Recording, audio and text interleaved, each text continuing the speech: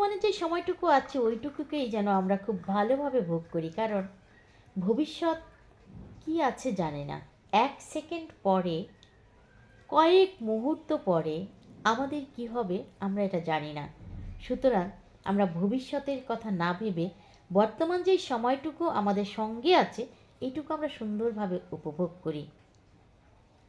যা কিছু ভালো তা কিছুর সাথেই থাকি এবং কোনো খারাপ চিন্তা না করি। ভবিষ্যৎ হবেই, আপনি চাইলেও হবে, না চাইলেও হবে।